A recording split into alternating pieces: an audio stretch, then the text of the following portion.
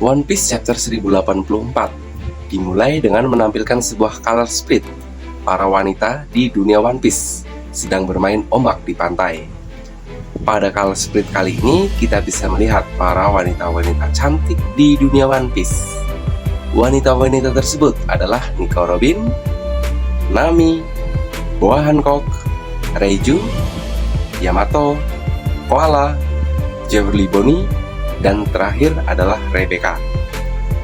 Pada chapter 1084, panel pertama dibuka dengan menampilkan adegan Sabo, sang kaisar api, berada di sebuah ruangan sedang berhadapan dengan para penjaga tanah suci Marijoa menggunakan kekuatan Mera-Mera no Mi miliknya.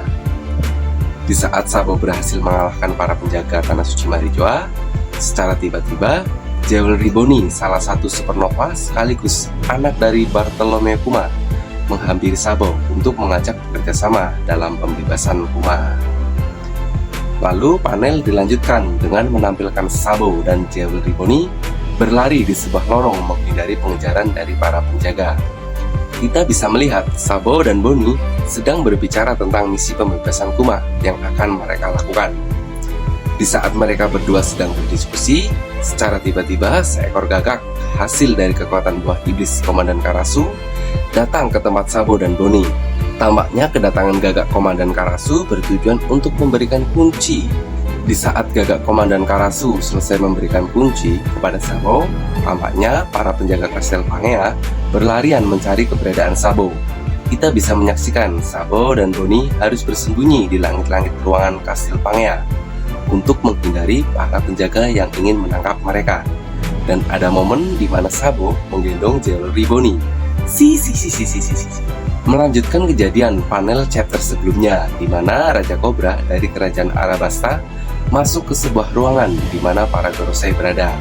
Tampaknya lokasi tempat para Gorosei berada di Kastil Pangea, tempat di mana Insama dan Gorosei bertemu pada chapter 908 lalu. Panel menampilkan para Gorosei menyambut kedatangan Raja Cobra. Di hadapan mereka, kita bisa melihat Raja Cobra mulai berbicara dengan para Gorosei tentang kejadian 800 tahun yang lalu. Raja Cobra berbicara tentang 20 kerajaan atau 20 negara yang beraliansi dengan pemerintah dunia. Namun, dari 20 kerajaan tersebut, hanya 19 kerajaan yang bergabung dengan pemerintah dunia. Sehingga mereka saat ini berada di tanah suci Marijoa dan menjadi seorang Tenryubito atau disebut sebagai kaum naga langit. Dan Raja Cobra pun menjelaskan jika ada suatu kerajaan yang tidak jadi bergabung dengan pemerintah dunia. Dan kerajaan tersebut adalah kerajaan Nefertari, kerajaan Arabasta saat sekarang ini, di mana kerajaan Nefertari dulunya adalah bagian dari pemerintah dunia 800 tahun yang lalu. Namun, pada saat itu, ratu dari kerajaan Nefertari menolak untuk bergabung dengan pemerintah dunia. Hal ini berhubungan dengan pernyataan para Gorosei pada chapter 908 tentang penolakan yang dilakukan oleh kerajaan Nefertari untuk bergabung menjadi bagian dari pemerintah dunia atau Tenryubito, sehingga para Gorosei beranggapan mereka adalah pengkhianat. Raja Cobra melanjutkan pembicaraan dengan membahas suatu hal penting tentang seorang ratu kerajaan Arabasta yang memimpin kerajaan Arabasta pada zaman dahulu, zaman 800 tahun yang lalu. Ratu tersebut bernama Nefertari Lily, seorang ratu yang menolak menjadi seorang Tenryubito, sehingga mereka dicap sebagai pengkhianat oleh pemerintah dunia. Kita bisa melihat sebuah siluet yang menampilkan Ratu Nefertari Lily dari kerajaan Nefertari. Lalu para Gorosei menjawab jika mereka tidak mengetahui perihal menghilangnya Ratu Nefertari Lily. Setelah Raja Cobra berbicara tentang Ratu Nefertari Lily, Raja Cobra menyadari jika Margadi memiliki hubungan dengan ini semua. Lalu kita bisa melihat wajah dari para Gorosei yang marah setelah Raja Cobra berbicara tentang Margadi atau para penyandang Namadi. Berpindah ke adegan selanjutnya di alun-alun tanah suci Marijoa, menampilkan mantan Shichibukai Bartolomeo Kuma telah berhasil menangkap Putri Shirahoshi atas perintah dari Tenryubito Sen Carlos. Bisa disaksikan Sen Carlos dan Sen Raswald sangat senang karena umat telah berhasil merantai tubuh Putri Shirahoshi.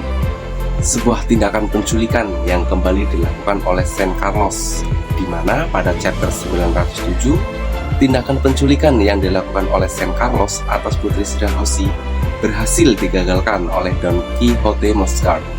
Namun nampaknya San Carlos kembali berusaha untuk menangkap Putri Shirahoshi di saat semua orang sedang lengah dengan mengandalkan kekuatan Bartolomeo Kuma. Di saat kerusuhan terjadi, kita bisa melihat para pangeran dari kerajaan Ryugu bersiap untuk menyerang San Carlos atas tindakan penculikan yang dia lakukan terhadap Putri Shirahoshi. Di saat para pangeran kerajaan Ryugu ingin menyerang San Carlos, secara tiba-tiba Kuma menyerang. Para pangeran menggunakan serangan laser beam.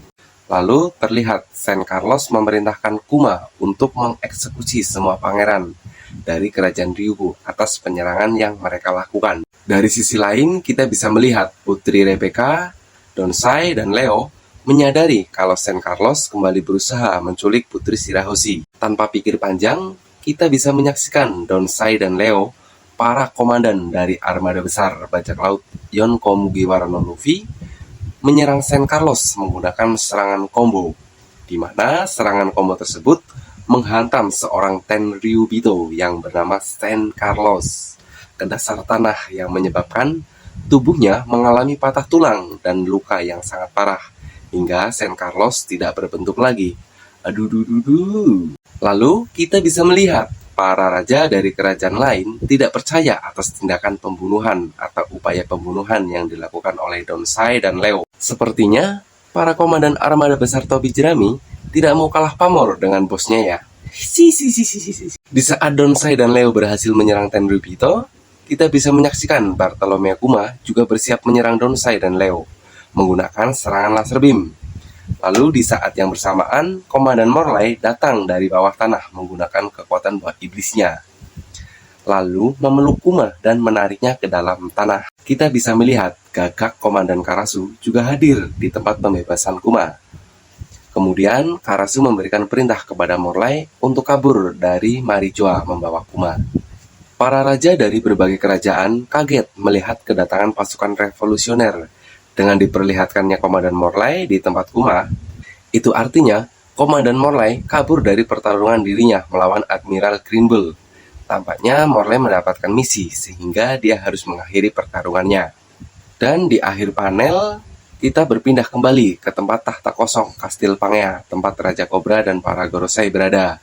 Kita bisa menyaksikan kehadiran Insama berjalan menuju tahta kosong, lalu duduk di sana dan berkata kepada Raja Cobra, Lily, ucapnya. Dan terlihat ekspresi Raja Cobra yang tidak percaya dengan apa yang dia lihat di depan mata kepalanya. Lalu chapter berakhir dengan memperlihatkan Insama duduk di singgasana Kastil Pangea. Wow, chapter yang sangat menarik. Oke minasan, sampai ketemu di chapter selanjutnya ya.